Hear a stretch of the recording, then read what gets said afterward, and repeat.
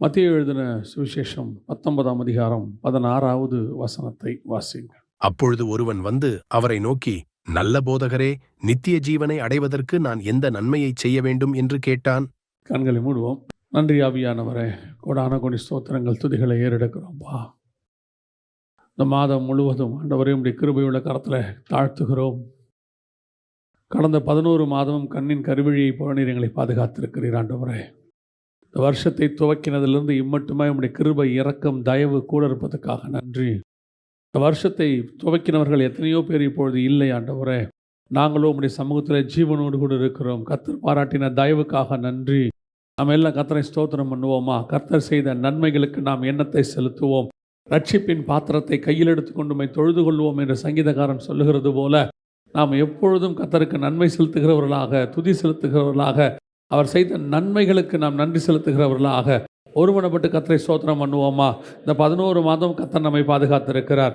11 மாதம் கர்த்தர் நம்மை நடத்தி இருக்கிறார், போஷித்திருக்கிறார், போதித்திருக்கிறார். ஆண்டவர் எல்லா நிலைகளிலும் நம்மோடு கூட இருந்திருக்கிறார். எத்தனையோ சீற்றங்கள், எத்தனையோ மனிதர்கள் விரோதமாக எழும்பினார்கள், எத்தனையோ சூழ்நிலைகள் எதிராக வந்தது, இயற்கை பேரழிவுகள் வந்தது, எத்தனையோ குறைவுகள் வந்தது. எல்லாவற்றிலும் கர்த்தருடைய கரம் கூட இருந்தது.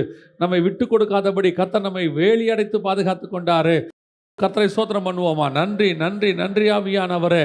கோடான கோடி ஸ்தோத்திரம், கோடான கோடி ஸ்தோத்திரம். எங்கள் சரீரத்துக்கு மாத்திரமல்ல, எங்கள் ஆத்மாவுக்கும் தேவையான ஆகாரத்தை கொடுத்து எங்கள் ஆத்மாவை போஷித்த தயவுக்காக உமக்கு நன்றி ஆண்டவரே. எத்தனையோ இடங்களிலே கிடைக்காத ஆவிக்குரிய போதனைகளை நீர் எங்களுக்கு தந்து கொண்டிருக்கிற தயவுக்காக உமக்கு நன்றி அப்பா. எங்களுக்கு வாசல்களை திறந்திருக்கிறபடினால் உமக்கு ஸ்தோத்திரம். உடைய பொக்கிஷ சாலையை திறந்து நீர் எங்களை போஷித்து கொண்டிருக்கிற தயவுக்காக உமக்கு நன்றி ஆவியானவரே. வானத்திலிருந்து எங்களுக்கு இந்த வருஷம் முழுவதும் மன்னாவை கொடுத்திருக்கிறீர், பிட்டு கொடுத்திருக்கிறீர், அப்பத்தை எடுத்து பிட்டு கொடுத்திருக்கிறீர் ஆண்டவரே. இதை வாங்கி புசியுங்கள் என்று எங்களுக்காக உடைய சரீரத்தை கிழித்தது போல ஆண்டவரே, வானத்திலிருந்து மன்னாவை அனுப்பி எங்களை போஷித்த தயவுக்காக நன்றி ஆண்டவரே. உமக்கு நன்றி அப்பா. கோடான நன்றி, கோடான கோடி நன்றி. Thank you Jesus. நன்றி ஆவியானவரே. உமக்கே மகிமை மகிமை மகிமை மகிமை. இந்த மாதம் முழுவதும் கிருபையுள்ள கரத்தில் தாழ்த்துகிறோம். Thank you Jesus. எத்தனையோ நாளாய் ஜெபித்துக் கொண்டிருக்கிறவர்கள், எத்தனையோ காரியத்துக்காக ஜெபித்துக்கிட்டு இருக்கிறவங்க, இருதயத்தில் அழுதுகிட்டு இருக்கிறவங்களுக்காக நாங்கள் ஜெபிக்கிறோம் அப்பா.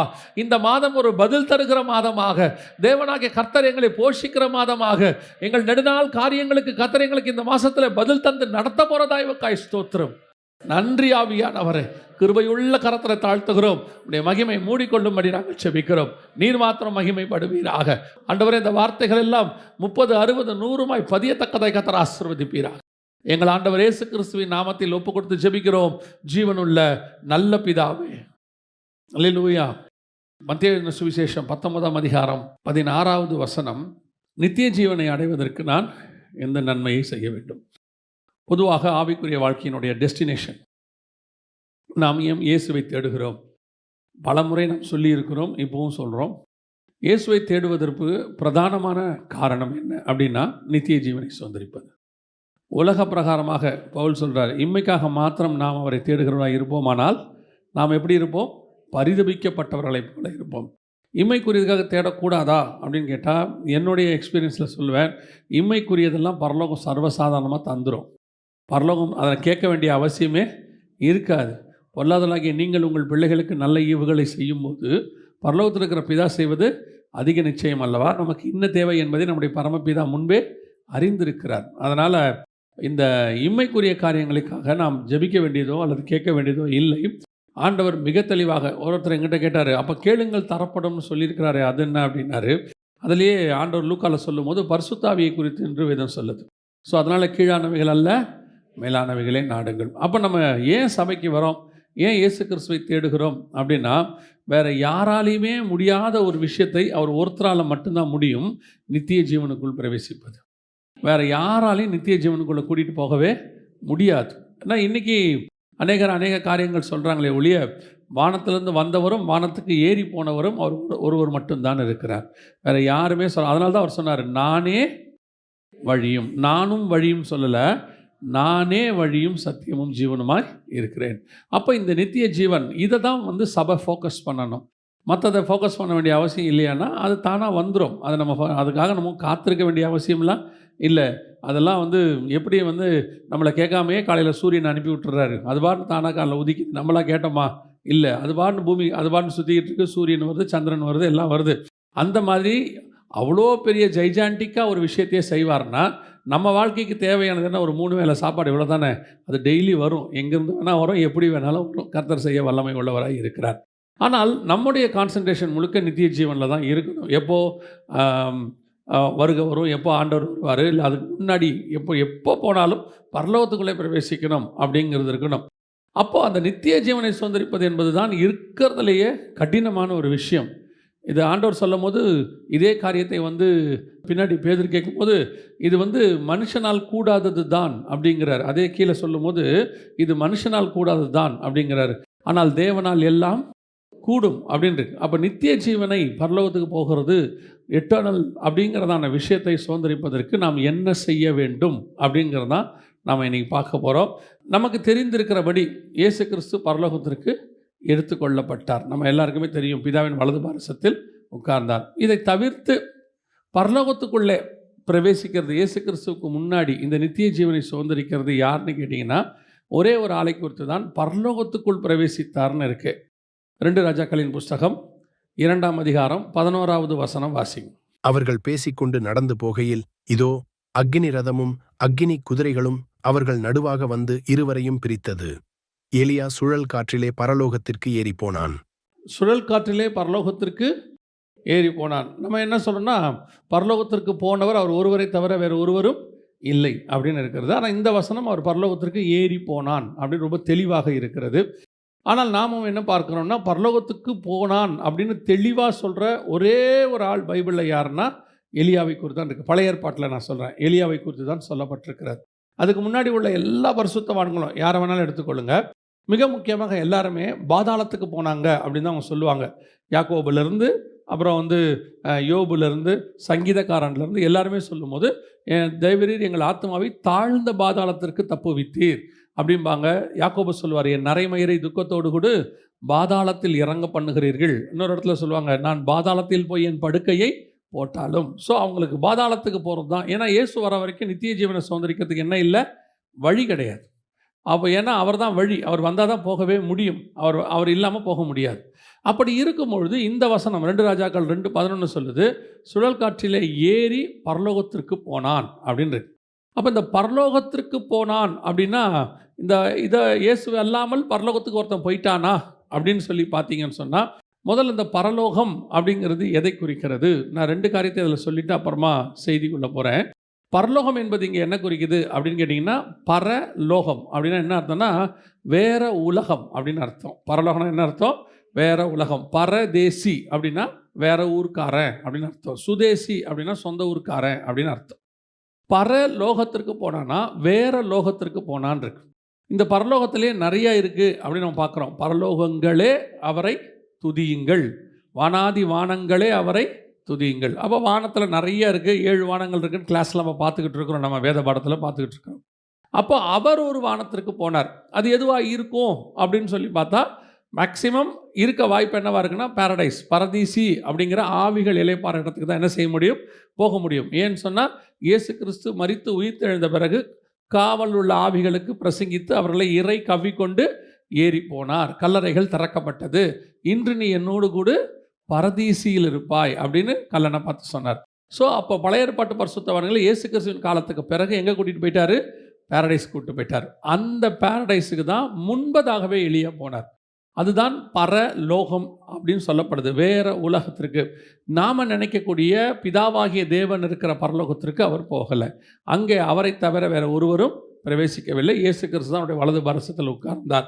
மற்றபடி மாம்சத்தில் பிறந்த ஒருத்தர் கூட அந்த பரலோகத்துக்கு போனதில்லை. வசனத்தின்படி யார் போனாங்க போல அப்படின்னு பார்த்தா இயேசு கிறிஸ்து மட்டும்தான் போயிருக்கிறாரு.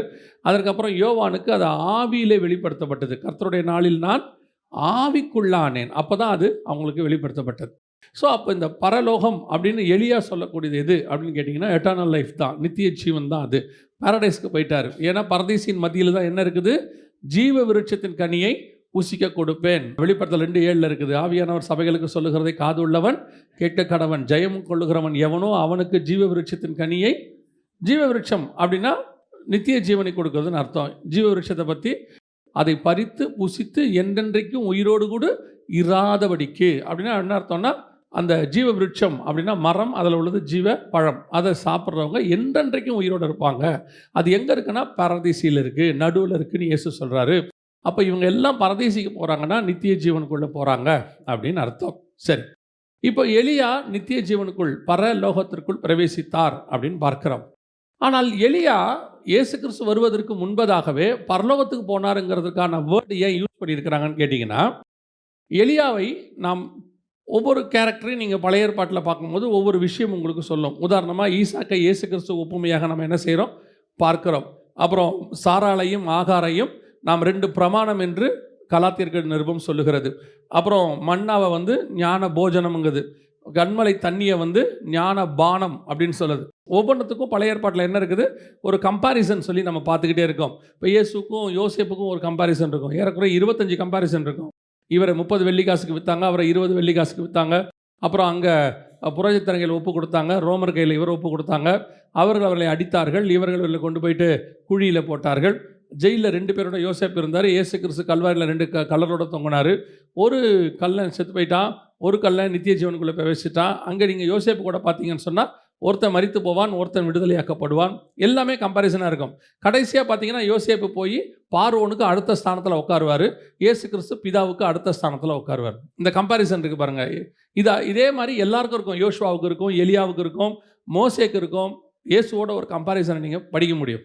அப்படி எலியாவை குறித்து பார்க்கும் பொழுது எலியா ஒரு நியூ டெஸ்ட்மெண்ட் சர்ச்சுக்கான அடையாளம், மெல்கிசேதேக்கின் முறைமைக்கான அடையாளம். அவருக்கு ஆதியும் இல்லை அந்தமும் இல்லை. அதாவது எலியா எங்கேருந்து வந்தார்னே இருக்காது. திஸ்பியனாகிய எலியா அப்படின்னு இருக்கும். நீங்கள் திஸ்பியா அப்படின்னு போய் நீங்கள் தேடி போய் பார்த்தீங்கன்னா ஒரு அன்னோன் சிட்டி அப்படின்னு சொல்லி போட்டிருக்கோம்.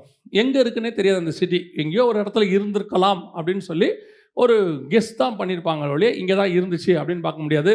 அப்பா யார், அம்மா யார், எங்கேருந்து வந்தார், எதுவுமே தெரியாது. அதே மாதிரி அவர் ஏறி போயிடுவார்.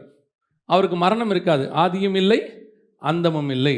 அப்போது இந்த மெல்கிசேதேக்கின் முறைமையின்படி இருக்கக்கூடியதான மிக முக்கியமான ஒரு அடையாளமாய் தான் எலியா இருக்கிறாரு. எலியாவுக்கு பின்னாடி இந்த மெல்கிசேதேக்கின் முறைமையை வச்சுக்கிட்டு நியூ டெஸ்ட்மெண்ட் சர்ச்சை வச்சு நீங்கள் தியானித்து பார்த்தீங்கன்னா நிறையா இருக்கும். 3 வருஷம் வனாந்தரத்துக்கு ஓடி போவார். உங்களுக்கு தெரியும் இல்லையா, சபை 3 வருஷம் வனாந்தரத்துக்கு ஓடி போகும். இங்கே 3 வருஷம் உபத்திரவம் இருக்கும். இந்த மாதிரி எலியாவுக்கும் நியூ டெஸ்ட்மெண்ட் சர்ச்சுக்கும் நிறைய கம்பாரிசன் இருக்குது. ஆனால் இன்றைக்கி நம்ம என்ன பார்க்க போகிறோன்னா, எப்படி இந்த எலியா பரலோகத்திற்கு போனார், அதான் ரொம்ப முக்கியம். ஸோ அவர் நியூ டெஸ்ட்மெண்ட் சர்ச்சுக்கு அடையாளமாக இருக்கிறார். அதனால் அவர் பரலோகத்துக்கு போனார்னு அங்கே சொல்லப்பட்டிருக்கு. காரணம் நியூ டெஸ்ட்மெண்ட் சர்ச்சு தான் முதல்ல என்ன செய்ய போகுது, பரலோகத்துக்குள்ளே பிரவேசிக்க போகுது. கிறிஸ்துவுக்குள் மரித்தவர்கள் முதலாவது எடுத்துக்கொள்ளப்படுவார்கள், பின்பு உயிரோடு இருக்கிற நாமும் அவரோடு கூட ஆகாயத்தில் எடுத்துக்கொள்ளப்பட்டு அவரோடு கூட காணப்படுவோம். எங்கே காணப்படுவோம்?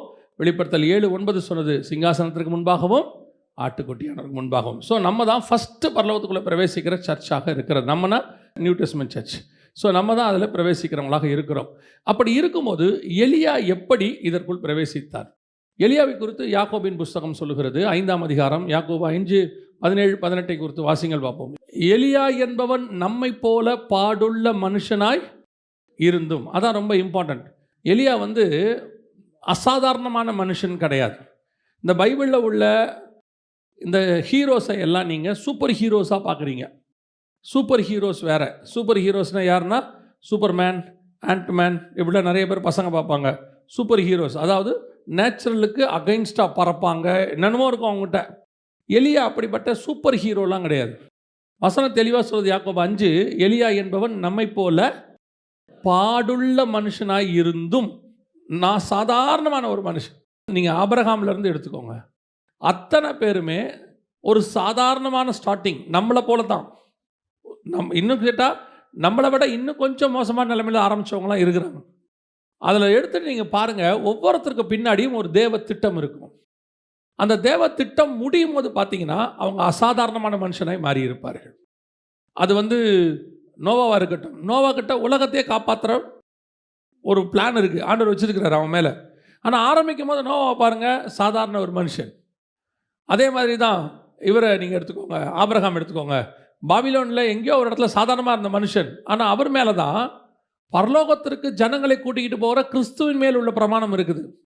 அவர்கிட்ட தான் இருக்குது அந்த திட்டத்தை. அவர் மேலே தான் ஆரம்பிக்கிறார் ஆண்டவர். ஈசாக்கா இருக்கட்டும், யாக்கோபு எங்கேயோ ஆடு மேய்ச்சிக்கிட்டு இருக்கிறார். ஆனால் யாக்கோபுக்கு கீழே தான் 12 கோத்திரம் வருது. இந்த 12 கோத்திரம் தான் புதிய எருசலேமுடைய 12 மதில் சுவராக இருக்குது. எங்கே எட்டர்னல் அவங்க மேலே எப்படி ஒரு எட்டர்னல் பிளான் இருக்குது பாருங்க. அப்போ இங்கே உட்கார்ந்துருக்கிற நம்ம மேலேயுமே அப்படி ஒரு எட்டர்னல் பிளான் இருக்கும். ஆனால் நாம் யாருமே அந்த எட்டர்னல் பிளானையே புரிஞ்சிக்க மாட்டோம். நம்ம ஏதோ சாதாரணமாக வந்தோம், முடிச்சுட்டு சாதாரணமாக போகிறோம்.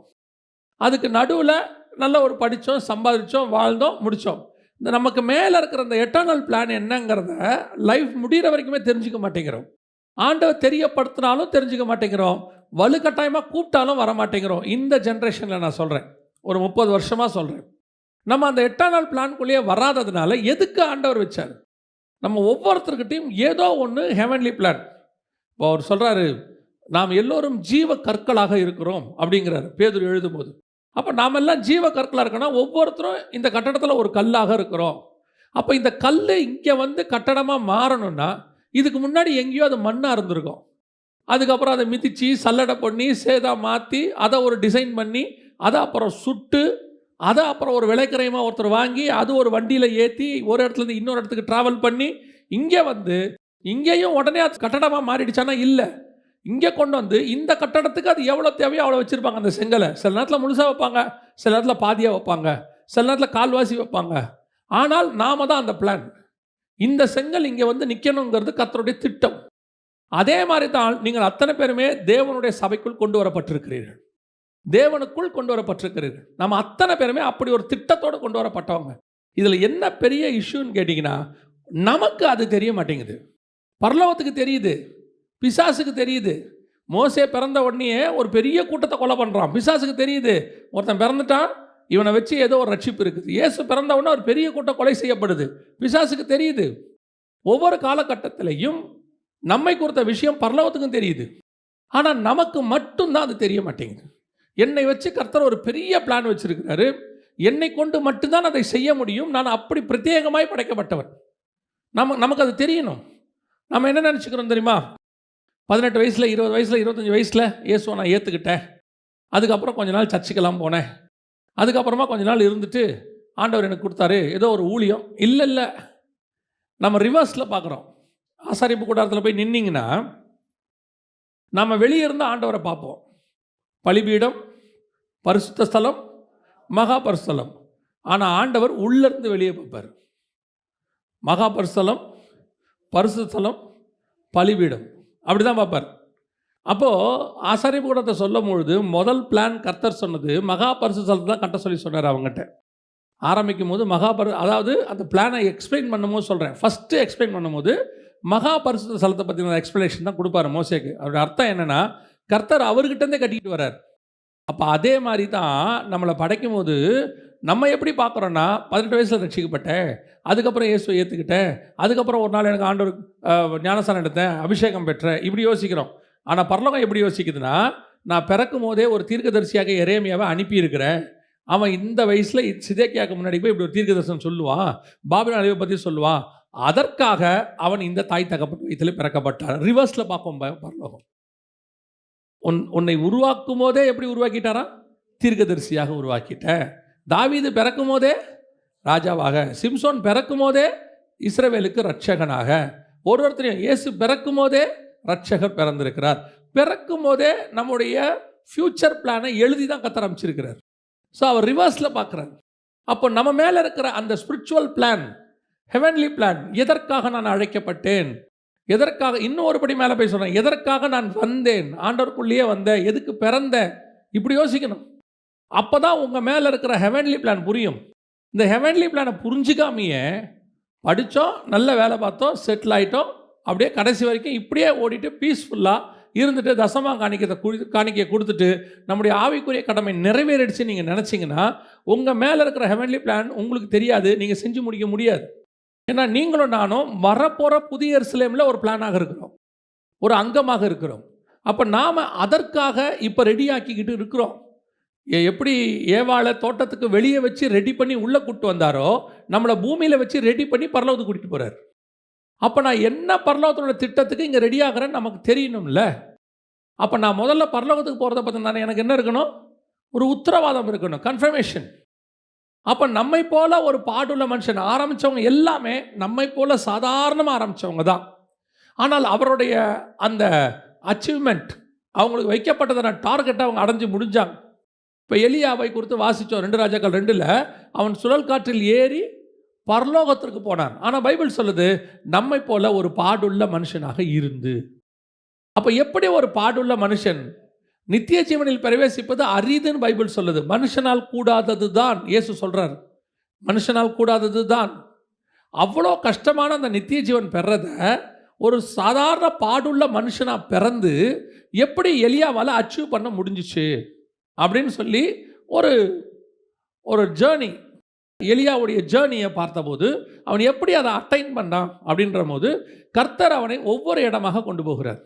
1 ராஜாக்களின் புஸ்தகம் 17ஆம் அதிகாரம் 2, 3, 4 வசனங்களை வாசிங்க. பின்பு கர்த்தருடைய வார்த்தை அவனுக்கு உண்டாயிற்று.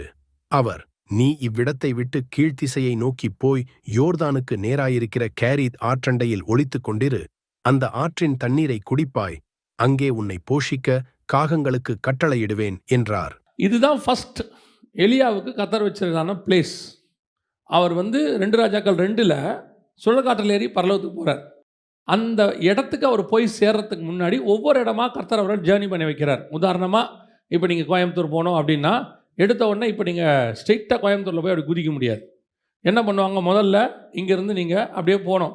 ஒன்று இந்த பக்கம் விழுப்புரம் உளுந்தூர்பேட்டை போய் கள்ளக்குறிச்சி போய் இப்படி போனோம். இல்லையா இந்த பக்கம் போனோம், போய் சேலம் தருமபுரி இப்படி போனோம்.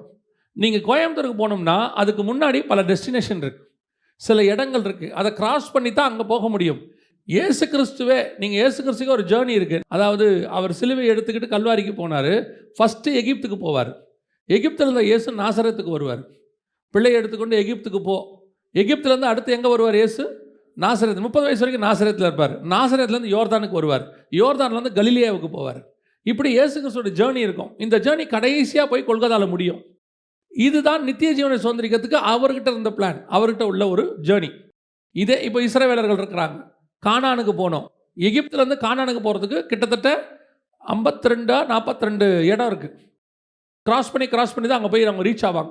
ஸோ இந்த மாதிரி ஒவ்வொருத்தரும் ஒரு டெஸ்டினேஷனை கிராஸ் பண்ணி தான் ஹெவனுக்கு போக முடியும். இப்போ யாக்கோபு இருக்கிறார். யாக்கோபு ஃபஸ்ட்டு போய் பெத்தேலுக்கு போனோம்.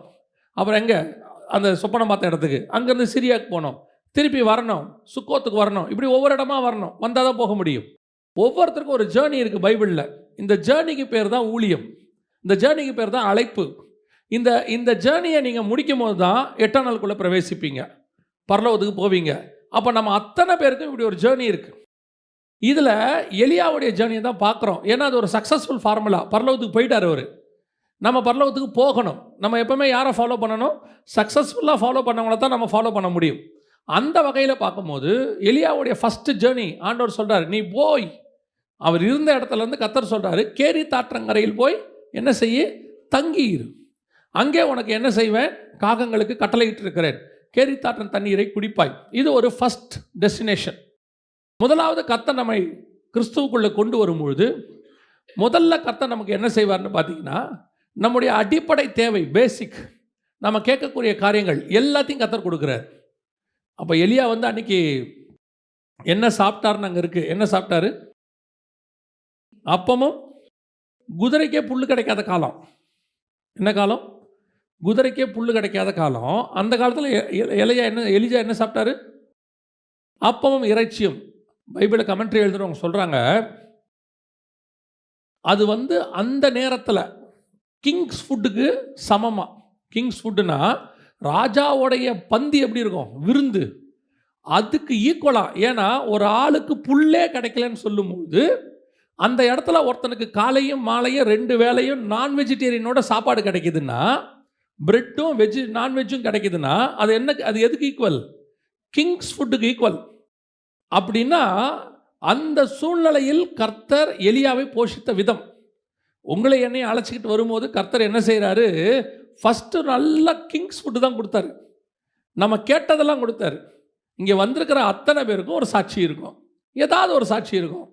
ஏதோ ஒரு விதத்தில் கர்த்தர் தொட்டு இருப்பார், ஏதோ ஒரு விதத்தில் கர்த்தர் உங்களுக்கு விடுதலையாக்கி இருப்பார், சுகமாக்கி இருப்பார், நீங்கள் கேட்டதை கொடுத்துருப்பார், ஆசீர்வதிச்சிருப்பார். உங்கள் ஒவ்வொருத்தருக்கு பின்னாடியும் ஒரு சாட்சி இருக்கும். அதான் பைபிள் சொல்லுது, வனாந்தரத்திலே நயங்காட்டி அவர்களை அழைத்தேன். அதோட அர்த்தம் என்னென்னா, ஆண்டவர் கூப்பிடும் போது நம்மளை அப்படி தான் கூட்டிகிட்டு வந்தார். கேட்டதை கூப்பிட்டு வந்தார். பல நேரங்களில் கர்த்தர் நம்மளே அதான் ஃபஸ்ட்டு டெஸ்டினேஷன். இப்போ இயேசு கிறிஸ்துவை பிசாசு சோதிக்கும் போது முதல் சோதனை என்னதுன்னு கேளுங்க, கல்லுகளை அப்பமாகி புசி. இப்போ இயேசு கிறிஸ்துக்கு முதல் சோதனையே மேலேருந்து குதிங்க, மலைக்கு மேலே கூட்டிகிட்டு போய் காட்டுறதுலாம் இல்லை. பேசிக் சாப்பாடு, இதை சாப்பிடுங்க. அதுக்கு ஆவிக்குரிய அர்த்தம் இருக்குது. ஆனால் பேசிக்காக ஒரு மனுஷனுக்கு சோதனை அப்படி தான் வரும். ஆண்டவர் ஒரு மனுஷனை கூப்பிடும்போது அவனுக்கு என்ன தேவையோ அதை கொடுத்து கூப்பிட்றாரு. இப்போ எஸ்தரை செலக்ட் பண்ணுறாங்க ராஜாவுக்கு. வசனம் சொல்லுது, அப்படி செலக்ட் பண்ணப்பட்ட கன்னிகைகள் என்ன கேட்டாலும் அவர்களுக்கு அது கிடைக்கும் அப்படின்னு இருக்கு. அப்படி தான் ஆண்டவர் நம்மளை வச்சுருக்காரு. ஆனால் அது பேசிக். நம்ம அந்த பேசிக் இடத்த விட்டு தாண்டி போகவே மாற்றோம். இன்னும் காக்காவுடைய ஃபுட்டுக்கிட்டே உட்காந்துருக்கோம். இது ரொம்ப ஈஸியாக இருக்கும் இந்த வேலை, தெரியுமா உங்களுக்கு? நல்லாவும் இருக்கும். நம்ம வேலை என்ன தெரியுமா? ஒன்லி ஜெபம் பண்ணுறது மட்டும். யோகோபு 5:17-18. எலியா என்பவன் நம்மைப் போல பாடுள்ள மனுஷனாயிருந்தும் மழை பெய்யாதபடிக்கு கருத்தாய் ஜெபம் பண்ணினான். அப்பொழுது 3 வருஷமும் 6 மாதமும் பூமியின் மேல் மழை பெய்யவில்லை. மறுபடியும் ஜெபம் பண்ணினான். அப்போ அவனுக்கு வேலையே என்னது? ஜெபம் பண்ணுறது. இப்படி சொல்லுற போது கேட்கும்போது எவ்வளோ நல்லா இருக்கு பாருங்க. காலையில் காக்கா அப்பமும் இறைச்சியும் கொண்டு வரோம், சாப்பிட்டோம், கேரித்தாற்றங்கரை தண்ணியை குடித்தோம், ஜெபம் பண்ணோம், மத்தியானம் ரெஸ்ட் எடுத்தோம், சாயங்காலம் திருப்பி காக்கா வந்து அப்பமும் இறைச்சியும் கொண்டு வரோம், சாப்பிட்டோம், ஜெபம் பண்ணோம், படுத்தோம், ஏந்திரிச்சோம். நல்லா இருக்கா இல்லையா? எவ்வளோ நல்லா இருக்கு. சாப்பிட்டோம், ஜெபம் பண்ணோம், தூங்கணும், சாப்பிட்டோம், ஜெபம் பண்ணோம், தூங்கணும். எதுக்கு சொல்ல வரேன்? அந்த மாதிரி உட்கார்ந்து சாப்பிட்ற காலம் ஒன்று வரும். கேட்டதெல்லாம் கர்த்தர் கொடுப்பார், ஆசீர்வதிப்பார். என் நாமத்தினாலே எவைகளை கேட்கிறோ அவைகளை பெற்றுக்கொள்வீர்கள். எல்லாம் வரும், அதில் எந்த மாற்று கருத்தும் இல்லை. இது ஒரு ஸ்டார்டிங் ஸ்டேஜ் தான். இதுதான் உங்கள் ஆவிக்குரிய வாழ்க்கையோட பேசிக். நாம் என்ன நினைப்போம் தெரியுமா? அந்த இடத்துல அப்படியே ஸ்டக்கப் ஆகிடணும், அவ்வளோதான். நல்லா இருக்குது, காக்கா வருது, சாப்பிட்றோம், தூங்குறோம், ஜெபம் பண்ணுறோம். Spiritually okay, worldly okay, Kings food வருது, நல்லா இருக்குது, சோத்திரம். சாட்சி வேறு சொல்லுவோம், கர்த்தர் எனக்கு ஒரு நல்ல வேலை கொடுத்துருக்கிறார், ஆகவே நமக்கு வந்து மாதம் மாதம் கை நிறைய சம்பாரம் கொடுத்துருக்கார், சொந்த வீடு இருக்கிறது, மனைவி பிள்ளைகள் இருக்கார்கள், நன்றாக இருக்கிறேன், ஆண்டவர் பாப்பாரு, செட்டில் ஆகிட்டியோ, ஓஹோ. அப்படியே ஒரு சைக்கிள் ஒன்று வரும். கேரித்தாற்றங்கரையின் தண்ணீர் என்னவாயிடுச்சு? வற்றி போயிட்டு. ஆண்டவர் பார்த்தாரு, பையன் இதுக்கு மேலே எங்கேயும் என்ன செய்ய மாட்டான், போக மாட்டான், செட்டில் ஆயிடுவான். இப்போ சொல்கிறாரு, நீ எந்திரிச்சு போ, செகண்ட் டெஸ்டினேஷன். இதுதான் 2வது பிளேஸ். முதல்ல கர்த்தர் நம்ம எல்லாவற்றையும் கொடுத்து ஆசீர்வதித்து பேசிக். நீங்கள் வந்தபோது கர்த்தர் அப்படி தான் இருக்கிறார், இந்த மாற்று கருத்தே இல்லை, எல்லாம் தரார் ஆண்டவர். அதை தாண்டி அடுத்த இடத்துக்கு கூட்டிகிட்டு போவார். வாசிங்க 8-9 வசனங்கள் வாசிங்க. 1 ராஜாக்கள் 17ஆம் அதிகாரம் 8-9. அப்பொழுது கர்த்தருடைய வார்த்தை அவனுக்கு உண்டாயிற்று. அவர், நீ எழுந்து சீதோனுக்கடுத்த சாரிபாத் ஊருக்குப் போய் அங்கே தங்கியிரு, உன்னை பராமரிக்கும்படி அங்கே இருக்கிற ஒரு விதவைக்கு கட்டளையிட்டேன் என்றார். அங்கே போனால் என்ன கிடைக்கும் தெரியுமா? அப்பதான் கிடைக்கும், அடை தான் கிடைக்கும். இப்போது அப்பமும் இறைச்சியும் தாண்டி அடுத்து எங்கே வரணும்? அப்பத்தின் வீட்டுக்கு வரணும், அப்பம் இருக்கிற ஒரு வீட்டுக்குள்ளே வரணும். இது செகண்ட் பிளேஸ். ஆசரிப்பு கூட்டத்தில் பாருங்கள், வெளியே அப்பமும் இறைச்சியும் தாவீது கொடுப்பார் ஜனங்களுக்கு. 2 சாமுவேல் புஸ்தகம் 6ஆம் அதிகாரத்தில் இருக்கும். ஒரு படி திராட்சை ரசமும் அப்பமும் ஒரு துண்டு இறைச்சி துண்டையும் கொடுத்து அவர்களை தாவீது அனுப்பினான். அப்படி தான் இருக்கும், 2 சாமுவேல் 6 இருக்கும். ஆனால் அந்த ஆசாரிப்பு கூட தாண்டி உள்ளே போனீங்கன்னா இறைச்சி இருக்காது. உள்ளே என்ன இருக்கும்? சமூகத்து அப்பம் 12 அப்பம் இருக்கும். இப்போ தாவீது அதை சாப்பிட போவார் இன்னொரு இடத்துல, கோலியாத்தை இது பண்ணுற இடத்துல. அதுக்கப்புறம் சவுல் துரத்தும் போது அவர் போய் நேராக அந்த அப்பத்தை சாப்பிடுவார். ஆரம்பத்தில் ஆண்டவர் இறைச்சியும் அப்பத்தையும் கொடுத்தது உண்மை. மாம்சத்துக்கு தேவையானதை கொடுத்து ஆசீர்வதித்து அதெல்லாம் கொடுக்குறார், எந்த மாற்று கருத்தும் இல்லை. ஆனால் அதுலேயே நாம் செட்டில் ஆகிடக்கூடாது. அடுத்து இன்னும் கொஞ்சம் முன்னேறி போகணும், இன்னொரு இடத்துக்கு வரணும். அங்கே உங்களுக்கு அப்பம் வைக்கப்பட்டிருக்கும், அது வீடு, அப்பத்தின் வீடு, அப்பம் கொடுக்கிற வீடு, அது சபை. அல்லது அங்கே உங்களுக்கு ஆண்டவர் சில காரியங்களை ஏற்படுத்தியிருப்பார். இது அதுக்கு அடுத்த லெவல். நாம் அந்த இறைச்சி துண்டு டேஸ்ட் இருக்குல்ல, இது எப்பவுமே அடுத்த லெவலுக்கு போக விடாது. இந்த நான் வெஜிடேரியன் நல்லா சாப்பிட்டீங்கன்னு வச்சுக்கங்களேன், அதுக்கப்புறம் அது இல்லாமல் சாப்பிடவே தோணாது. அப்புறம் என்ன தோணும்னா, ஒரு துண்டாவது இருந்தால் தான், சில ஆட்கள் சொல்லுவாங்க, ஒரு கருவாடாவது அப்படிம்பா. அது வந்து பாடியில் ஊறிடும், அது ஒரு விதமான டேஸ்ட்டாக மாறிடும். அதுக்கப்புறம் அது இல்லாமல் என்ன வராது. ஒரு லெவலுக்கு மேலே நம்ம எப்படி போயிடுவோம்னா, ஒரு வேலை செய்ய முடியலனாலும் யார் வீட்லையாவது செஞ்சாங்கன்னா வாசனையோடையாவது சாப்பிட சொல்லுவோம். அதே மாதிரி தான் அதிகமாக உலகத்துக்குள்ளே இருந்து ஆசீர்வதிக்கப்பட்டுட்டிங்கன்னா அதை விட மேலான ஆவிக்குரிய வாழ்க்கைக்கு போகும்போது இது உங்களை பின்னோக்கி இழுக்கும். இது உங்களை போக விடாது. இந்த டேஸ்ட் இருக்குல்ல, உலகம் இருக்குல்ல, இது வேற. இது உங்களுக்குள்ள ஊறிடுச்சு பிறந்ததுலேருந்து. ஒரு பீரியடில் கர்த்தர் தான் இதை கொடுத்தார், ஒரு இடத்துல கர்த்தர் தான் அதை விடும்பார். இப்போ நித்திய ஜீவனை சுதந்திரத்துக்கு ஒருத்தன் வந்தான்ல, அவன் யாருன்னு கேட்டிங்கன்னா நியாயப்பிரமாணத்தின்படி குற்றம் சாட்ட முடியாதவன். மத்தேயு 19 இருக்கும். அவன் சொல்லுவான், நான் சிறு வயது முதல் கொண்டு இதையெல்லாம் கை கொள்ளுகிறேன் அப்படின்பா. அப்போது ரொம்ப பர்ஃபெக்ட், மிகுந்த ஆஸ்தி இருந்துச்சு அவனுக்கு. இந்த மிகுந்த ஆஸ்தி எதனால் வந்துச்சுன்னா அவன் ஒழுக்கமாக இருந்ததுனால வந்துச்சு, ஒழுங்காக வியாபாரம் பண்ணி. இப்போ அந்த ஆசீர்வாதத்தை கொடுத்தது யார் அவனுக்கு? அதே கர்த்தர் தான் சொல்கிறாரு, இவைகளை விட்டு விட்டு என்னை பின்தொடரு. Second stage. இந்த ஸ்டேஜ் தான் உங்களால் என்னாலே செய்ய முடியாத ஸ்டேஜ். கர்த்தர் உங்களுக்கு, நீங்கள் சொல்லுவீங்க, ஆண்டவர் தான் எனக்கு படிக்க வச்சாரு, ஆண்டவர் தான் ஞானத்தை கொடுத்தாரு, படிப்பறிவு இல்லாமல். ரைட். ஒரு இடத்துல அதையே கர்த்தர் விட சொன்னால் விட முடியுமா? எகிப்தின் கலைகளில் கொண்டு போய் எகிப்தில் பார்வோன் வீட்டில் விட்டது யார்? கர்த்தர். அங்கே தான் 40 வருஷம் வளர்ந்தார். ஒரு இடத்துக்கு வரும்போது எகிப்தின் கலைகளை இவர் மறக்கணும். கமாலியல் பாத்தில் உட்காந்து பவுல் நியாயப்பிரமாணத்தின்படி குற்றம் சாட்ட முடியாதவன் தன்னை சொல்கிறாரு. ஒரு இடத்துல இதே நியாயப்பிரமாணத்தை அவர் விடணும். கொடுத்தது யாரு? கர்த்தர். 2 போட் நிறைய மீன் பேதுருக்கு கொடுத்தது யாரு? கர்த்தர். அதே கர்த்தர் சொல்றாரு, இவைகளை விட்டு விட்டு என்னை பின்பற்றி வா. கர்த்தர் கொடுக்கும்போது வாங்க தெரிஞ்ச நமக்கு அவர் சொல்லும் போது அதை விடவும் தெரியணும்.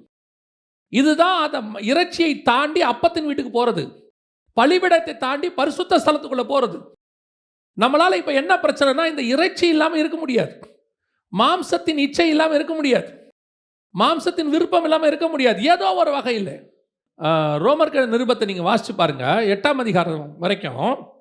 7ஆம் அதிகாரம் கடைசியில் அவர் சொல்றாரு, நான் விரும்பாததையே செய்கிறேன், பரிதவிக்கப்பட்ட மனுஷன் நான், யார் என்னை விடுவிக்க கூடும் அப்படின்னு கேட்கிறார். பாவத்தை பற்றி பேசுறார். ஆனால் 8ஆம் அதிகாரத்தில் பாருங்க, பாவத்துக்கும் ஆவிக்கும் சண்டைன்னு சொல்ல மாட்டாரு, மாம்சத்துக்கும் ஆவிக்கும் சண்டைம்பார். நம்ம பாவத்தை கான்சன்ட்ரேட் பண்ணிட்டு இருக்கிறோம், இதை செய்யக்கூடாது, அதை செய்யக்கூடாது, இந்த பாவத்தை செய்யக்கூடாதுன்னு. ஆண்டவர் சொல்றாரு, மாம்சத்தின் கிரியையவே செய்யக்கூடாது. மாம்சத்தின் கிரியை நம்ம பார்வைக்கு நிறைய விஷயம் பாவமே கிடையாது. இப்போ நமக்கு பாவம்னா என்ன? சிகரெட் பிடிக்கிறது, குடிக்கிறது, அப்புறம் சில தப்பான காரியங்கள், இதெல்லாம் நமக்கு பாவம். சரியா? இப்போ மோசேக்கு பாவம்னா என்ன? கர்த்தர் கன்மலையை பார்த்து பேசுனாரு, இவர் அடித்தார். இப்போ இவர் அடித்தது முழுக்க முழுக்க ஸ்பிரிச்சுவல். ஜனங்களுக்கு தண்ணி வேணும், மினிஸ்ட்ரி, ஜனங்க அங்கே கஷ்டப்பட்டுக்கிட்டு இருக்காங்க, தண்ணி வந்துச்சு, ஜனங்க குடித்தாங்க. ஆனால் இங்கே என்ன பிரச்சனை? மாம்சத்துக்கும் ஆவிக்கான பிரச்சனை. ஆவியான தேவன் ஒன்று சொல்கிறாரு, மாம்சம் ஒன்று சொல்லுது. ஆனால் மாம்சம் சொல்கிறதும் ஸ்பிரிச்சுவல் மாதிரி தான் இருக்கும். இப்போ நீங்கள் பாவத்தை செய்யலை, ஆண்டவர் கூடாரத்தில் குடியிருக்கேங்கிறாரு, தாவீது கல்லில் அவருக்கு ஆலயம் கட்டுறேங்கிறாரு. கர்த்தர் கேட்குறாரு, நான் உன்னை கேட்டேனா? இங்கே மாம்சத்துக்கும் ஆவிக்கான பிரச்சனை. நம்ம பாவம் சொல்லி பேசிக்கில் சண்டை போட்டுக்கிட்டு இருக்கிறோம். இன்னும் இப்போ நம்ம எதில் திருப்தி ஆகிறோம் தெரியுமா? நான் முந்தி மாதிரிலாம் இல்லைங்க, இப்போ அந்த மாதிரி வீடியோஸ் பார்க்குறதில்ல, நான் அந்த மாதிரி விஷயங்கள் செய்யறதில்ல, நான் அந்த மாதிரி காரியங்கள் செய்யறதில்ல, நான் முந்தி பாவம் பண்ணிட்டு இருந்தேன், அதெல்லாம் இப்போ செய்யறதில்ல, நான் இன்னும் இறைச்சியை பற்றியே பேசிக்கிட்டு இருக்கிறேன். ஆண்டவர் சொல்கிறாரு, நீ அப்பத்தின் வீட்டுக்கு வா. இங்கே வந்தாதான் தெரியும், மாம்சம் இல்லாமல் வெறும் அப்பம் உள்ள ஒரு இடம் இருக்கு, சமூகத்து அப்பம் மட்டும் இருக்கிற இடம் இருக்கு, சாரிபாத் விதவியின் வீடு இருக்கு. அங்க வெறும் அப்பம் தான் இருக்கும், இறைச்சி இருக்காது. 100% இறைச்சி இல்லாத இடம் ஒன்று இருக்கிறது. அந்த இடத்துக்கு தான் செகண்ட் நம்ம வரணும். பரலோகத்துக்கு போகணும்னா இதான் செகண்ட் பிளேஸ். இப்போ நம்மகிட்ட என்ன இருக்குது? கர்த்தர் கொடுத்த வீடு இருக்கு, நாங்கள் கஷ்டப்பட்டுக்கிட்டு இருந்தோம், கர்த்தர் எங்களுக்கு வீடு கொடுத்தாரு, ஆசீர்வதிச்சாரு. கரெக்ட். ஒரு இடத்துல கர்த்தர் அந்த வீட்டை விட சொன்னால் விட முடியுமா? பிள்ளை இல்லாமல் இருந்தேன், 100 வயசில் கர்த்தர் கொடுத்தாரு, ஒரே பிள்ளைன்னு சொல்லிட்டாரு, இவன் மட்டும்தான் உனக்கு பிள்ளைன்ட்டாரு. ஒரு இடத்துல வராரு, இந்த பிள்ளை எனக்கு தருவியான்னு கேட்குறாரு, கொடுக்க முடியுமா? இங்கே தான் இறைச்சியை விட்டுட்டு நீங்கள் சாரிபாத் விதவியின் வீட்டுக்கு போகிறதுக்கான அடையாளம் வருகிறது. எந்த மாம்சமும் என்னை தடுக்காது. பிள்ளையை கர்த்தர் கொடுத்தாரு, பிள்ளைக்கு படிப்பை கர்த்தர் கொடுத்தாரு. இப்போ கர்த்தர் கேட்குறாரு, உன் பிள்ளையை எனக்கு கொடு, ஊழியத்துக்கு கொடு. கொடுக்க மாட்டான். இங்கே தான் வரும் விஷயம். நன்றாய் கவனித்துக் கொள்ளுங்கள். அடுத்த டெஸ்டினேஷன், அடுத்த இடம் ஒன்று இருக்குது. அது என்னன்னு கேட்டால் சாரிபாத் விதவையின் வீடு. அங்கே இறைச்சி இருக்காது, வெறும் அப்பம் தான் இருக்கும். அங்கே நீங்கள் தேவனுடைய சித்தத்தை எதையும் செய்ய முடியாது, உங்கள் சித்தத்தை செய்ய முடியாது, தேவ சித்தத்தை மட்டும்தான் செய்ய முடியும். அங்கே காக்கா எப்போ வரும்லாம் தெரியாது, ஆனால் வசனம் 24 hours அங்கே இருக்கும். கர்த்தருடைய வார்த்தை இருக்கும், சமூகத்தை அப்பம் இருக்கும். இன்னைக்கு அந்த வீட்டுக்குள்ளே போகிறதுக்கு நமக்கு யாருக்குமே இஷ்டம் இல்லை. ஆண்டவரே, இந்த கேரி தாற்றங்கரையே நல்லா இருக்கேப்பா, டெய்லி காலையிலையும் மாவுலையும் நான்வெஜ் வருது, அப்பமும் வருது, தண்ணியை குடித்தோம், படுத்தோம், ஜெபம் பண்ணோம். இல்லை, அப்படி வராதுப்பா, அங்கே வேற ஒரு மினிஸ்ட்ரி இருக்குப்பா, இது இன்னும் கொஞ்சம் வேறு இடத்துக்கு நீ போகணும். இது 2வது பிளேஸ். இதுக்கு நீங்கள் ஒப்பு கொடுக்குறீர்களா? இந்த இடத்துக்கு நீங்கள் வர இஷ்டப்படுங்கிறீங்களா வாழ்க்கையில்? இதுதான் நீங்கள் நித்திய ஜீவனுக்கு சொந்திக்கிறதுக்கான 2வது இடமே. நம்ம என்ன நினச்சிட்டு இருக்கிறோன்னா, நான் ரட்சிக்கப்பட்டு ஆண்டவர்கிட்ட வந்துட்டேன், ரசபாங்கானு கொடுக்குறேன், ஞானஸ்நானம் எடுத்துகிற, அபிஷேகம் பெற்றேன், இதோட எல்லாம் முடிஞ்சிருச்சு, இத்தோட நித்திய ஜீவன் தான்றோம். அப்படி இல்லையே. ஒரு ஸ்கூல்லையே பாருங்கள், முந்தி நாங்கள் படிக்கும் போதெல்லாம் நேராக ஆனுவல் எக்ஸாம் கிடையாது, குவார்ட்டர்லி, ஆஃப் இயர்லி, ஆனுவல்னு ஒன்று வைப்பாங்க. ஒரு ஃபஸ்ட்டு குவார்ட்டர்லியில் கால்வாசி பாடத்தை முடிச்சுருவாங்க, ஆஃப் இயர்லியில் பாதி பாடத்தை முடிச்சுருவாங்க, ஆனுவலில் மொத்தமாக வைப்பாங்க. இப்போ அப்படி இல்லை, இன்னும் டெஸ்டினேஷன் அதிகமாகிருச்சு. குவார்ட்டர்லிக்கு அப்புறம் மிட்டம் வருது, குவார்ட்டர்லி, ஆஃப் இயர்லிக்கு அப்புறம் first midterm, second midterm, third மிட்டம்லாம் இருக்குது, ரிவிஷன் இருக்குது.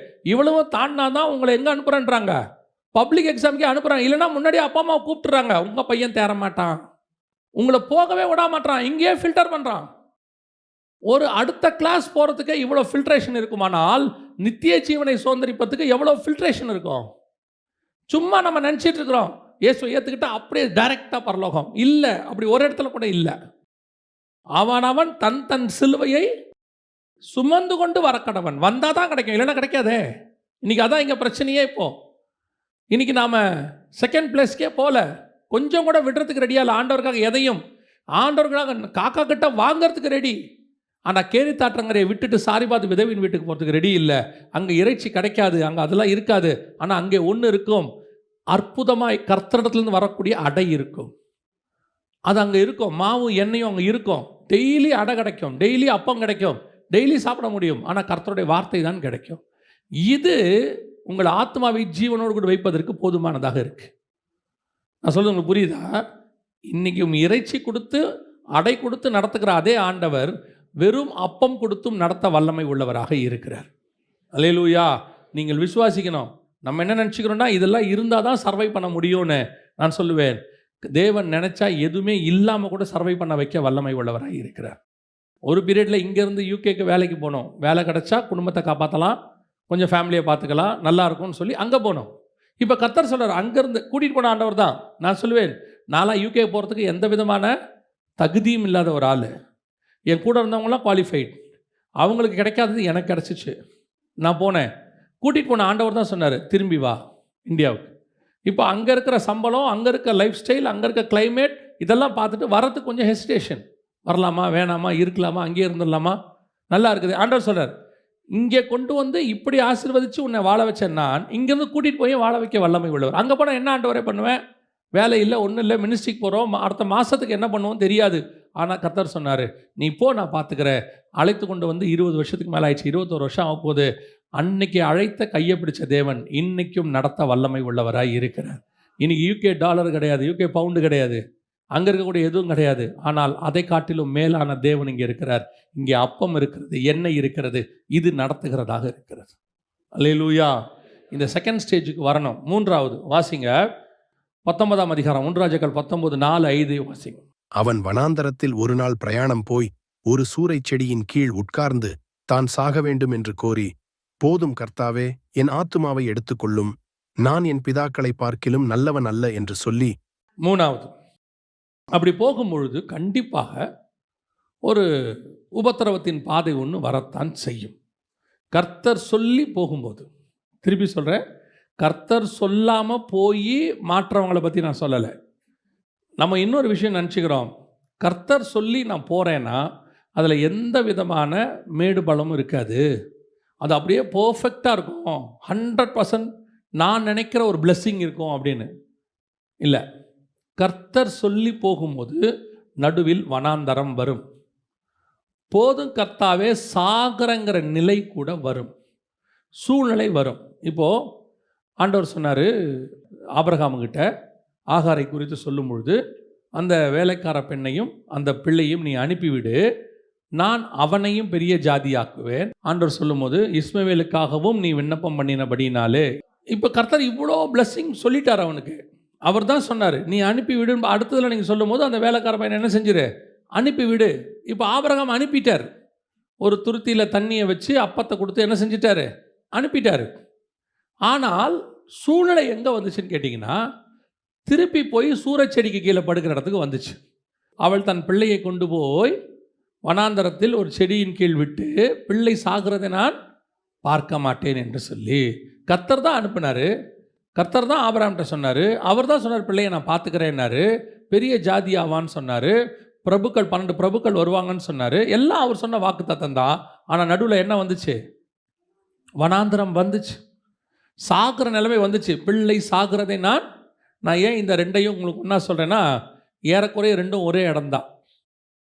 ஆகார் ஓடி போனது பெயர்சபா வனாந்தரம், இவன் ஓடி போனதும் பெயர்சபா வனாந்தரம். எலியா ஓடி போனது நீங்கள் பார்த்தீங்கன்னா பெயர்சபாவின் வனாந்தரத்துக்கு தான் அவர் ஓடி போவார். அவனுக்கு அது தெரிந்தபோது எழுந்து தன் பிராணனை காக்க யூதாவைச் சேர்ந்த பெயர்செபாவுக்கு புறப்பட்டு போய் தன் வேலைக்காரனை அங்கே நிறுத்திவிட்டான். இந்த பெயர்சபா வனாந்தரம் அங்கே அவன் பார்த்தீங்கன்னா அவனும் பெயர்சபா வனாந்தரத்தில் தான் இருப்பான். ஆகாருடைய பையன் இஸ்மவேலும், இவனும் ஒரு சூரச்செடி கீழே இருப்பான், அவனும் ஒரு செடி கீழே தான் இருப்பான். இங்கே ரெண்டும் ஏறக்குறைய ஒரே பிளேஸ் மாதிரி தான் இருக்கும். 2 பேருமே இவங்க சொல்லி கர்த்தர் சொல்லி போனவங்க தான். இவன் தேவ ஊழியக்காரன், அவனை கர்த்தர் அனுப்ப சொன்னார். உங்களை என்னையும் கர்த்தர் அனுப்புகிறார். கர்த்தர் தான் கூப்பிட்டுருக்கிறார். நடுவில் நிச்சயம் ஒரு வனாந்தரம் வரும், ஒரு சூறை செடி வரும். போதும் கர்த்தாவே, நான் சாகிறேங்கிற இடம் வரத்தான் செய்யும். ஆனால் ஒன்று மட்டும் நிச்சயம், அந்த வனாந்தரத்தில், அந்த சோதனையில், அந்த பிரச்சனையில் நீங்களும் நானும் சாக மாட்டோம். சுழல் காற்றில் ஏறி உயிரோடு கூட பரலோகத்துக்கு போவோம். அல்லேலூயா. இதுதான் கர்த்தர் வாக்கு பண்ணுறது.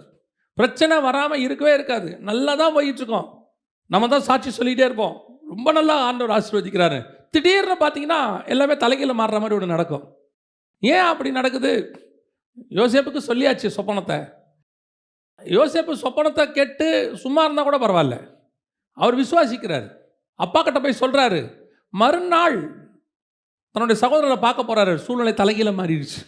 11 பேர் மட்டும் அடிச்சு விட்டான், குழியில் தூக்கி போட்டான், இஸ்மவேலர்கிட்ட வித்துட்டான், எகிப்துக்கு கொண்டு போயாச்சு. எல்லாம் தலைகீழ மாறிடுச்சு. என்னைக்கு? வாக்குத்தத்தம் கிடைச்ச மறுநாள். இதுதான் பல நேரங்களிலே இந்த வனாந்தரம் வரத்தான் செய்யும். இயேசு கிறிஸ்துக்கு புறா வடிவில் ஆவியானவர் இறங்கிட்டார். மத்தேயு 4 இருக்கு, இறங்கிட்டார். இறங்கின உடனே ஆவியானவர் அவரை வனாந்தரத்துக்கு கொண்டு போனார். வனாந்தரத்துக்கு கொண்டு போய் என்ன செய்கிறாரு? மார்க் 1 சொல்லுது, அவர் காட்டு மிருகங்களோடு கூட சஞ்சரித்து கொண்டிருந்தார். இவர் வந்தது உலகத்தின் பாவத்தை சுமந்து தீர்க்கிற, இவர் தான் தேவாட்டுக்குட்டின்னு சொல்லியாச்சு. பரிசுத்த ஆவியானவர் உறுதிப்படுத்திட்டார். இருக்கிறதே 3.5 வருஷம். இந்த 3.5 வருஷத்துக்குள்ள உலகத்தினுடைய மொத்த பாவத்தையும் சுமந்து தீர்க்கணும். ஆனால் 40 நாள் அதுக்கு நடுவில் வனாந்தரத்தில் இருந்து தான் ஆகணும். அங்கே சில காட்டு மிருகங்களோடு கர்த்தர் வாழத்தான் வைப்பார். இது சூழ்நிலை. 2ஆம் அதிகாரம் தானியேல் புஸ்தகத்தை வாசிச்சு பாருங்க. முடியும் போது வசனம் சொல்லும், தானியேலை வென்றால் ராஜாவினுடைய கொலு மண்டபத்தில் வைத்தான்னு இருக்கும். எல்லாம் நல்லா போயிட்டுருக்கு, நல்லா போயிட்டுருக்கு. பாபிலோனில் நேபுகாத்நேச்சார் இருக்கிற வரைக்கும் சூப்பராக இருக்கு. தானியேல் நினச்சிருப்பாரு, ஓகே ரைட், சாகிற வரைக்கும் பிரச்சனை இல்லைப்பா, ஒரு ப்ராப்ளம் இல்லை. திடீர்னு ஒரு ராஜா வராரு, தூக்கி சிங்கக்கம்பியில் போட்டான். தலைகீழ மாறிடுச்சு. இன்னைக்கு இருக்கிறது கிங்ஸ் கேட்டில், இன்னொரு நாள் சிங்கக்கெபி. ஏன் இப்படி ஒரு தலைகீழ வருது? நடக்கும், வாழ்க்கையில் வரும். இதுதான் உங்களை என்னையும் உருவாக்குகிற இடம். வனாந்தரம் தான் ஒருத்தனை உருவாக்கும். ஆசீர்வாதம் ஒருத்தனுக்கு சந்தோஷம் கொடுக்கும், வனாந்தரம் ஒருத்தனை உருவாக்கும். நீங்கள் யோசித்து நல்லா பாருங்க. பல நேரங்களில் உபத்திரவங்களில் வந்த அனுபவம் இருக்குல்ல, அது லைஃபுக்கும் பாடமாக இருக்கும். நமக்கு உபத்திரவத்தில் வந்த அனுபவம், அந்த உபத்திரவ காலத்தில் கொஞ்சம் பேர் நம்ம கூட இருக்கிறான்ல, அவன் தான் நம்ம கூட இருக்கிறதுலே உண்மையான ஆள். ஆசீர்வாதத்தில் இருக்கிறவன் உபத்திரவத்தில் கூட இருக்கணும். பல நேரத்தில் நம்ம அந்த உபத்திரவத்தை வேணான்னு நினைக்கிறோம். உபத்திரவம் வேண்டாம், ஆனால் வருவது நல்லது. நான் உபத்திரவப்பட்டது நல்லது, உமது பிரமாணங்களை கற்றுக்கொண்டேன். யோசிச்சு பாருங்க, உபத்திரவப்படாத ஒரு ஆள் பைபிளில் யார் இருக்கா? உபத்திரவப்படாத ஒரு ஆள் யார் இருக்கா? நல்லா இருக்கிற ஆபிரகாமுக்கே உபத்திரவம் வந்துருச்சு. அவரே பார்த்து ஆண்டவரே சொல்கிறாரு, நீ பயப்படாதே, நான் உனக்கு கேடகமும் மகா பெரிய பலனுமாய் இருக்கிறேன். அவருக்கே பயம் வந்துருச்சு. ஈசாக்குக்கு சாவடிச்சிருவாங்கன்ற பயம் வந்துருச்சு. தன் மனைவி நிமித்தம் தன்னை என்ன செஞ்சிருவாங்க, கொன்று போடுவார்கள்னு சொல்லி அவனுக்கு பயம் வந்துருச்சு. 26:7 இருக்குது. அதுக்கப்புறம் அவனுக்கு பயம் வந்துருச்சு. அடுத்து யாக்கோபு வாழ்நாள் ஃபுல்லா பயம். யோசேப்பு அவன் நிலைமை அப்படி. உபத்திரவப்படாதவர்கள் யார்? அந்த சூரை செடி உங்களை உருவாக்கும், அந்த வனாந்தரம் உருவாக்கும். 40 வருஷம் இஸ்ரவேலர்கள் வனாந்தரத்தில் நடந்தாங்க. அவர்களுடைய செருப்பு தேயவே இல்லையாமா, வஸ்திரம் பழுதாகவே இல்லையாமா. ஒரு நாள் வந்தது, பாலும் தேனும் ஓடுகிற தேசத்துக்கு கர்த்தர் கொண்டு போனார். கர்த்தர் நினச்சிருந்தாருன்னா ரொம்ப ஈஸியாக அவங்கள கானானுக்குள்ளே கொண்டு போயிருக்க முடியும். ஆனால் நடுவில் கொஞ்சம் ஆண்டவர் வனாந்தரத்தை அனுமதிக்கிறார். உங்கள் வாழ்க்கையில் பிரச்சனைகள், போராட்டங்கள், சோதனைகள் எந்த அளவுக்கு வரும் தெரியுமா? சாகிற நிலைமைக்கு வரும். போதும் கர்த்தாவே, நான் சாகிறேன், பிள்ளை சாகிறதை நான் பார்க்க மாட்டேன். தானியேலை கேட்பார், ராஜா உன் தேவனாய் கர்த்தர் உன்னை காக்க வல்லவராய் இருந்தாரோ? சாத்ராக் மேஷாக் ஆபேத்நேகு நெருப்பில் தூக்கி சாகிற நிலைமை. ஈசாக்கு கத்தியை ஓங்கியாச்சு, சாகிற நிலைமை. யாக்கோபு லாபான் துரத்திட்டு வரான், சாகிற நிலைமை. சாகிற நிலைமை எல்லாருக்கும் வரத்தான் செய்யும். ஆனால் நீங்களும் நானும் சாக மாட்டோம். அதுதான் அதில் இருக்கிறதுலே மிகப்பெரிய விஷயம். கர்த்தர் அதான் நமக்கு வாக்கு பண்ணியிருக்கிறார். எனக்கு ஆண்டவர் சொன்னார் தான். இஸ்மவேல் யாருன்னு கேட்டிங்கன்னா ஒரு துஷ்ட மனுஷன். துஷ்ட மனுஷன் பைபிள் சொல்லுது 16ஆம் அதிகாரத்தில் அவன் ஒரு துஷ்ட மனுஷனாக இருப்பான் அப்படின்னு இருக்கு. அந்த துஷ்ட மனுஷனே வனாந்தரத்தில் சாகிறத கர்த்தர் விரும்பாமல் நீரூற்ற உண்டு பண்ணி கொடுப்பாரானால், நீங்களும் நானும் இயேசுவின் இரத்தத்தால் கழுவப்பட்ட நீதிமான்கள், அவருடைய பிள்ளைகளாக இருக்கிறோம். நீங்களும் நானும் சாகிறதை ஒரு நாளும் கர்த்தர் விரும்ப மாட்டார். நிச்சயம் கர்த்தர் உங்களை என்னையும் கொண்டு வருவார். கர்த்தர் எப்படியோ நடத்துவார். அதை தான் சொல்கிறேன், வனாந்தரம் எல்லாருக்கும் இருக்கு. யாருக்கு இல்லை வனாந்தரம்? எல்லாருக்கும் இருக்கு. ஆனால் ஒரு நாளும் வனாந்தரம் நம்மை கொன்று போடாது. சூரச்செடியை நாம் கடந்து போக வேண்டிய சிச்சுவேஷன் வரும். போதும் கர்த்தாவேன்னு சொல்கிற இடம் ஒன்று வரும். அதோட படுக்கக்கூடாது, எழுந்திரிச்சு ஓடணும். கர்த்தர் சொல்வார், எழுந்து நட, நீ பண்ண வேண்டிய தூரம் அதிகம். அல்லேலூயா. அடுத்து வாசிங்க 19ஆம் அதிகாரம் 8-9 வாசி. அப்பொழுது அவன் எழுந்திருந்து புசித்து குடித்து அந்த போஜனத்தின் பலத்தினால் 40 நாள் இரவு பகல் ஓரேப் என்னும் தேவனுடைய பர்வதம் மட்டும் நடந்து போனான். அங்கே அவன் ஒரு கெபிக்குள் போய் தங்கினான். இதோ கர்த்தருடைய வார்த்தை அவனுக்கு உண்டாகி, அவர், எலியாவே, இங்கே உனக்கு என்ன காரியம் என்றார். இப்போ அடுத்து எலியாவுக்கு இந்த பிரச்சனை வந்த உடனே அடுத்து எங்கே போயிட்டாரு? கெபிக்கு ஓடிட்டார். ஏன் கெபிக்கு ஓடினாரு அப்படின்னு கேட்டிங்கன்னா, இதுக்கு முன்னாடி ஏசபேல் பிரச்சனை வந்தபோது அந்த ஏசபேலுக்கு பயந்து 50 தீர்க்கதரிசிகளை ஒபதியா கொண்டு போய் கெபிக்குள்ளே மறைச்சி வச்சேன்னு இவர்கிட்ட சொல்கிறார். 18ஆம் அதிகாரத்தில் 1 ராஜால் 18 வந்து சொல்கிறார், நான் கெபிக்கு 50 பேராக மறைத்து வைத்ததே தேவன் உமக்கு சொல்லவில்லையா, மறைத்தாரோ அப்படின்லாம் கேட்பார் ஒபதியா. இப்போ எலியாவுக்கு என்ன தோணுது? சரி, இந்த மாதிரி சுச்சுவேஷன் ஒன்று வருது, உபத்திரவத்தின் பாதை வருது, கிராஸ் பண்ணிட்டாரு, அடையும் தண்ணீரும் வந்துடுச்சு, இப்போ நம்ம அதெல்லாம் தாண்டி வரோம். ஆனால் இப்போ மைண்டில் என்ன வந்துடும் தெரியுமா? இந்த பிரச்சனை பேசாமல் இந்த பிரச்சனையோடு வாழ்கிறதுக்கு எங்கேயாவது போய் செட்டில் ஆகிடலாம். நம்ம தொடர்ந்து நம்முடைய ஆவிக்குரிய வாழ்க்கையை நாம் செய்வதற்கு இது ஒரு தடையாய் மாறும். உபத்திரவப்பட்டது நல்லது, பிரமாணங்களை கற்றுக்கொண்டோம். ஆனால் அந்த உபத்திரவம் இன்னொன்று செய்யும், பயத்தை கொண்டு வரும். அடுத்து இந்த மாதிரி சுச்சுவேஷனில் என்ன செய்யாது? போகிறதுக்கு அனுமதிக்காது. இப்போ நீங்கள் தேவ சித்தத்தை இங்கே தான் மிஸ் பண்ணுவீங்க. ஓடிக்கிட்டே இருக்கிறீங்களா? ஓடிக்கிட்டே இருக்கும்போது ஒரு 2-3 பிரச்சனை வந்த உடனே இந்த ரோடே வேண்டாம்ப்பா, பெரிய பிரச்சனையாக இருக்குது, ஆண்டவர் சொல்கிறார், இதான் இல்லை, இதான் ரோடு இல்லை, இந்த ரோட்டில் 2-3 ஸ்பீட் பிரேக்கர் இருக்குது, நீ போ. நம்ம என்ன நினைப்போம் தெரியுமா? இதுக்கு பதிலாக பேசாமல் கூகுள்கிட்ட கேட்டு வேறு ரூட்டில் போயிடுவோம். அந்த ரூட்டில் போனோம்னா ஒரு பிரச்சனையும் இருக்காது, நிம்மதியாக போகலாம் அப்படின்னு நம்ம நினச்சிப்போம். ஆனால் இந்த ரூட்டில் தான் கர்த்தர் உங்களுக்கு எனக்கும் ஆசீர்வாதத்தை வைத்திருக்கிறார். இந்த மாதிரி தாண்டிக்கிட்டே தான் போகணும், வேறு வழி கிடையாது. இதான் ஃபைனல் டெஸ்டினேஷன். இதே மாதிரி தான் ஓடணும். ஏங்க சாகிற வரைக்கும் தான் இருக்குமா? சாகிற வரைக்கும் அப்படி தான் இருக்கும். இல்லை, நம்ம கொஞ்சம் நிம்மதியாக வாழணும், வாழறானே கெபிக்கு போயிடணும். 50 பேர் உட்காந்துருந்தான் கெபிக்குள்ளே. அவனுக்கு ஒபதியா கொண்டாந்து சாப்பாடு கொடுத்தான். இப்போ பாருங்கள், காக்கா கொண்டாந்து சாப்பாடு கொடுத்துச்சு. இப்போ காக்காக்கு பதிலாக யார் கொடுக்கறது? ஒபதியா கொடுக்குறாரு. அங்கே கேரி தாட்டுறங்க படத்தில் இங்கே கெபி. என்ன டிஃப்ரென்ஸ் இருக்குது? திருப்பி பழைய இடத்துக்கு வந்துட்டோம். இது என்ன உண்டாக்குது? என்ன பயத்தை உண்டாக்கி மீண்டும் ஆவிக்குரிய வாழ்க்கையிலேருந்து வழிவிலக பண்ணும். உபத்திரவத்தின் பாதையில் போகும்போது அடுத்த டெஸ்டினேஷன் என்னவா இருக்கும்னு நம்ம ஓடிட்டு தான் இருக்கணும் ஒழிய அதை விட்டு வழி விலகிடக்கூடாது. ஆனால் திருப்பி நான் கெபிக்கு போகக்கூடாது. கர்த்தர் திருப்பி என்னை எங்கே போக சொல்கிறார்? வாசிங்க 15வது வசனம் வாசிங்க, அதே அதிகாரம். அப்பொழுது கர்த்தர் அவனை பார்த்து, நீ தமஸ்குவின் வழியாய் வனாந்தரத்திற்கு திரும்பி போய். திருப்பி நான் எங்க தான் போனோம்? வனாந்தரத்துக்கு தான் போனோம். ஏன்? நான் கானான் தேசத்துக்கு போகிற வரைக்கும் எனக்கு நடுவில் வனாந்தரம் தான் இருக்கும். வனாந்தரம் மாறும். பெயர்சபா வனாந்தரம் வரும், தமஸ்கு வனாந்தரம் வரும், சீன் வனாந்தரம் வரும், வனாந்தரம் மாறும். ஆனா வனாந்தரம் தான் இருக்கும். ஒவ்வொரு வனாந்தரத்திலையும் ஒவ்வொரு விதமாய் கர்த்தர் என்னை போஷிப்பார், நடத்துவார், பாதுகாப்பார். ஆனால் முடிவு பரியந்தம் நடத்துவார். நடுவில் நான் டிராவலை விட்டுட்டு ஓடி போய் செட்டில் ஆயிடக்கூடாது. எனக்கு வேண்டாம், இது வேணாம். கொஞ்சம் ஊழியத்தின் பாதையில் வரும்போது பவுல் சொல்றாரு, தேமா பிரபஞ்சத்தின் மேல் ஆசை வைத்து என்னை விட்டு விலகி போனான். யார் இந்த தேமா? ஒரு காலத்தில் என்னோடு கூட பாடுபட்டவன், என்னோட கூட கஷ்டப்பட்டான். அப்படிதான் நமக்கு தோணுது. பல நேரங்களிலே நாம் உபத்திரப்பட்ட போது அடுத்த ஸ்டேஜ் போகிறதுக்கு யோசிக்கிறோம். இல்லை, கொஞ்சம் இந்த இடத்துல நம்ம கொஞ்சம் இருப்போம். அந்த நேரத்தில் கொஞ்சம் பேர் ஞானமாக வேற சொல்லி கொடுப்பாங்க, பிரதர் எத்தனை நாள் இப்படியே ஓடுவீங்க? கர்த்தர் அழைத்த அழைப்பில் முடிவு பரியந்தம் நிற்குதல். இது ஏன் இந்த நடுவில் ஒரு டிஸ்டர்பன்ஸ் வருது, இல்லை ஒரு சின்ன டீவியேஷன் ஆகுது அப்படின்னு கேட்டிங்கன்னா, உங்கள் வாழ்க்கையில் வரக்கூடிய அனுபவம் சில நேரத்தில் உங்களை பயமுறுத்தும். திருப்பி இதே மாதிரி வந்தால் என்ன செய்வ? இதே மாதிரி வந்தால் போன தடவை வந்தபோது எந்த தேவன் பாதுகாத்தாரோ அதே தேவன் இப்பையும் பாதுகாக்க வல்லமை உள்ளவராக இருக்கிறார். நம்ம என்ன நினைக்க தெரியுமா? அன்னைக்கு என்னால் தாங்க முடிஞ்சிச்சு, இன்னைக்கு என்னால் தாங்க முடியுமா? அன்னைக்கும் நம்மளால் தாங்க முடியல, கர்த்தர் நம்மை தாங்க பண்ணினார். இல்லைன்னா அன்னைக்கே நம்மளை ஒழிச்சு கட்டியிருப்பாங்க. அன்னைக்கும் நம்மை பலப்படுத்தினது கிறிஸ்து, இன்னைக்கும் பலப்படுத்த போகிறது கிறிஸ்து, என்னைக்கும் பலப்படுத்த போகிறது கிறிஸ்து. இந்த ஒரு தைரியம் உங்களுக்கு வரணும்.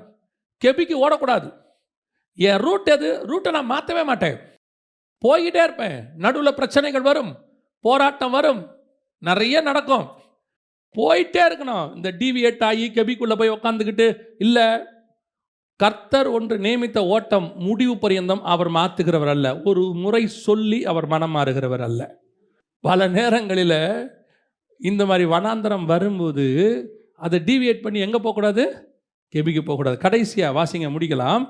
ஆண்டவர் எதற்காக இதையெல்லாம் ஓட்டுறாரு? கடைசியாக ஒன்று சொல்கிறார் ஆண்டவர். 15-16 வாசிங்க. அப்பொழுது கர்த்தர் அவனை பார்த்து, நீ தமஸ்குவின் வழியாய் வனாந்தரத்திற்கு திரும்பி போய்.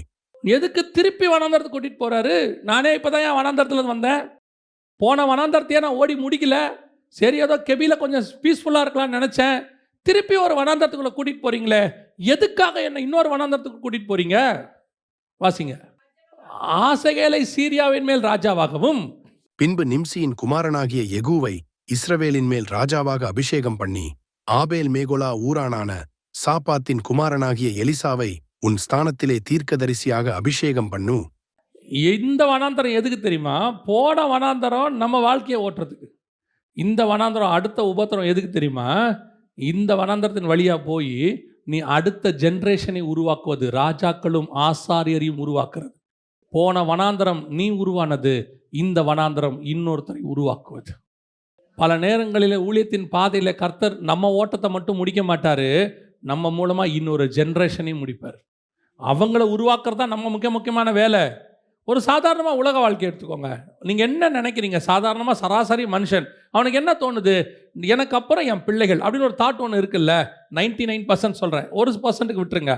ஒரு 99% ஆபிரகாமுக்கு இருந்துச்சு தானே, எனக்கு அப்புறம் யார்? ஒருத்தன் கேட்குறான், எனக்கு பிறன் யார்? எனக்கு அப்புறம் யார்? எனக்கு அடுத்து யார்? எனக்கு எடுத்து யார்? இயேசு கிறிஸ்துக்கு அப்புறம் சீசர் கேட்குறாங்க, இவருக்கு அப்புறம் யார்? நாங்கள் யார்? இந்த அடுத்துன்னு ஒன்று இருக்குல்ல, இது டிஃபால்ட். கண்டிப்பாக உலக வாழ்க்கைக்கே அடுத்து என்பது டிஃபால்ட்னா, உங்களுக்கு கொடுக்கப்பட்ட அழைப்பு, உங்களுக்கு கொடுக்கப்பட்ட தரிசனம், இதற்கு டிஃபால்ட்டாக இன்னொன்றை உருவாக்குற பொறுப்பை கர்த்தர் உங்கள் கையில் கொடுத்துருக்கிறார். அந்த ஓட்டத்தை ஓடி முடிக்கணும். நிறைய பேர் அவங்களோட சாட்டிஸ்ஃபைட். நான் ஓகே, பிரச்சனையை அனுபவித்தேன், ஒரு காலத்தில் கஷ்டப்பட்டேன், செட்டில் ஆகிட்டேன், இப்போ ஓகே, கெபிக்கு போயிட்டேன். இல்லை, ஆண்டவர் சொல்கிறாரு இன்னும் ஓடு. நான் என் பசங்க, என் பேர பசங்க, அவங்களுக்கு சொத்து சொத்து சொத்து சொத்துன்னு மைண்டு முழுக்க கரப்டடாக உட்காந்துருக்கோம். நம்ம வெறும் மாம்சம். உனக்கு அப்புறம் கர்த்தர் உங்ககிட்ட கொடுத்த சத்தியம், உனக்கு கொடுக்கப்பட்ட தரிசனம், உங்ககிட்ட கொடுத்த விசுவாசம் என்கிறது எனக்கு அந்த மகாபெரிய பொக்கிஷம். இதை அடுத்த ஜென்ரேஷனுக்கு கொடுக்கணும்னு உங்களுக்கு தோணவே இல்லையே. வந்தோம், சாப்பிட்டோம், நான் ஆவிக்குரிய சாப்பாடை சொல்கிறேன், வந்தேன், சாப்பிட்டோம், சாட்டிஸ்ஃபைடு, இதோட அடுத்த வாரம் அவ்வளோதான். கர்த்தருக்கு என்ன செய்தீர்கள்? ஆண்டவர் சொல்றார், திருப்பி தமஸ்கின் வழியாய் வனாந்தரத்துக்கு போ.